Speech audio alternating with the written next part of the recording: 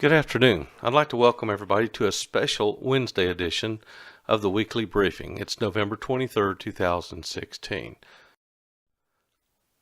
First up, we want to talk about alpha level calls. There's been some information put out. This is an override to that. Fire will be responding, and it's no longer optional, to alpha level calls. This overrides previous direction you may have received. You'll either go en route or responding based upon the standard practice. What the CAD notes say, weather, distance, all those factors should make up your mind. So please know that we'll be responding to alpha level calls on the fire engines. I'd like to talk about some recently announced promotions. Congratulate some folks. These should tentatively take effect on December 5th, 2016. First one is to Deputy Chief is Colin Fredericks. Congratulate him. Battalion Chief 2 will be Jennifer Huff and Ramon Gonzalez. Two very hardworking individuals, and very proud of them also. And Battalion Chief 3 will be Eric Johnson, Sean Smith, and Kevin Shireman. I'll be talking more about that 2 and 3 thing a little bit later on, but just congratulate all these folks. They've worked very, very hard to obtain these new positions. Some of the upcoming events that we have. First of all, I'd like to wish everybody a happy Thanksgiving from all the staff. Chief Servino wanted me to make sure to put this out, that everybody have a happy and safe holiday weekend, and those of you who can, be with your family and just to enjoy the weekend. The EMT and paramedic recertification is due now. If you recall, Chief Fatone just sent out a memo. There's a couple that haven't done it, so we need to get on that right now. The uniform and PPE inspections are going on right now for all your issued items, all your uniform and things like that. So just be compliant with that. Also, very, very important, read the email from Chief Stravino regarding Design Lab website and the uniform policy and when it goes into effect and what you're going to be required to have. He sent that out earlier, so make sure you don't discard that. Go back and read it. It's a little bit in depth for me to go into over the briefing, but I want to make sure that you go back and read that whole email. It gives you a lot of good information there. Also, I'd like to remind everybody of the Holiday Awards Dinner and Banquet. It's December 6th at Lake Eva Banquet Hall at 6 p.m. in Haines City. So great time. Got a little preview of some of the awards given out. Going to be some great awards given out. Some folks are really deserving of this. So come out and support your co-workers and friends in this great event. Throwing up the 2016 parade schedule again. It all kicks off on the 1st of December, as you can tell, and goes down through the 10th. Gets hot and heavy there towards the beginning there, so just kind of be aware that this stuff is happening in the not too distant future, and be ready for it. Some other items that we have. Some of you may know by now, we're applying. We put in on the 18th for an AFG equipment grant for 90 thermal imaging cameras and 35 mechanical chest compression devices. Total of approximately a little over $750,000 that we're going for. This equipment should really improve our capabilities, and we're really looking forward to getting it. Just keep your fingers crossed. As I told you before, the signature capture begins November 28th, and all members who perform patient care are going to have to do that. The form is going to be developed to be signed, but you're going to have to all sign as part of the new standards. Also, we've got the telestaff outbound issues were resolved and tested on the 16th. Outbound is working fine now. There should be no problems. I'll brief some of the briefed the battalion medical chiefs and battalion chiefs on how they're to do things. Some other items there, some little glitches that we were doing, but all in all, telestaff outbound should be working fine now. Safety. Our highest priority is member safety. Can't stress that enough. To that end, Chief Stravino is personally reviewing all safety issues and their resolution. So be sure that you copy the fire chief with all safety related communications. He is a very hands-on person when it comes to safety, and I guarantee it's his highest priority, as well as all the staff members here. So we're going to really redouble our efforts to make sure member safety is job one. Some reminders that we have.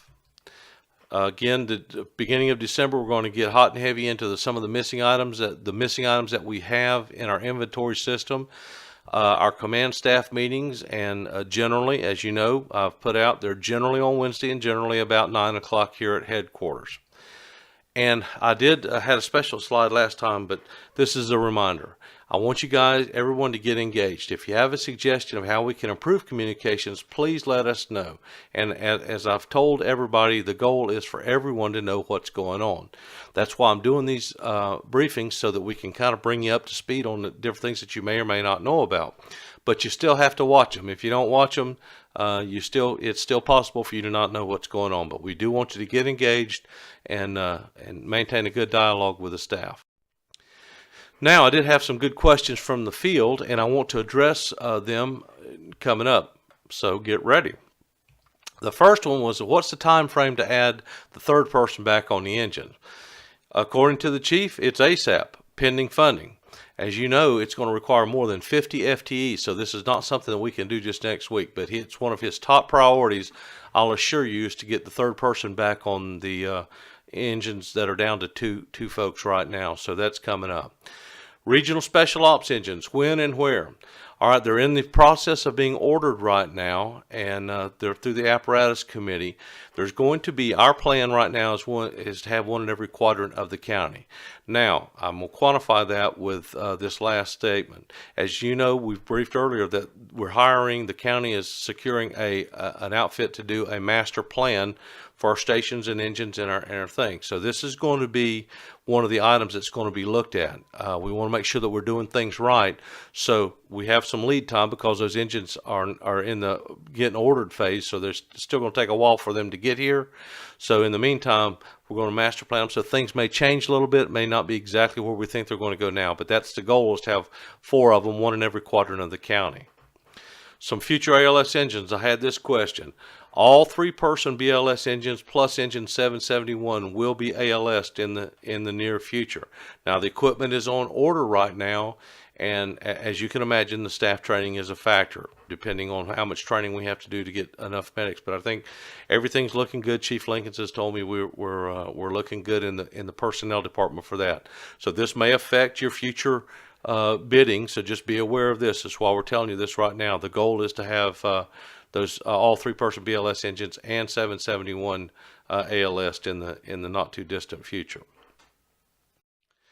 There were some more questions. The first one was rank changes, and Chief Trevino, along working with the staff, is trying to align the new Polk County Fire Rescue with other departments our size. We wanted to get in line with everyone else. So I'll give you some update as to what the plan is right now. The first thing is the company officers will change from lieutenants to captains. Now that's, again, these are just changes in rank. They're not promotions or anything like that. The second thing is battalion medical chiefs will be retitled to battalion chiefs. Now the battalion chief you're going to hear, as you saw earlier, a 1, 2, and a 3, and that just merely has to do with the training level. They're still going to have the title of battalion chief, and this is an interim step to get everyone up to speed. In the future, as you can imagine, we're going to be fully certified in both disciplines, the paramedic and fire officer and fire standards, was of course the battalion chief 3, but that's all behind the scenes. They're going to have the title of battalion chief, so that's coming up pretty quick. Medical training officers likewise will be retitled captain training officer, and that again is going to be a 1, 2, and 3 deal, depending upon their level of certification and qualifications right now. The goal being to get everyone to the 3 level of everything.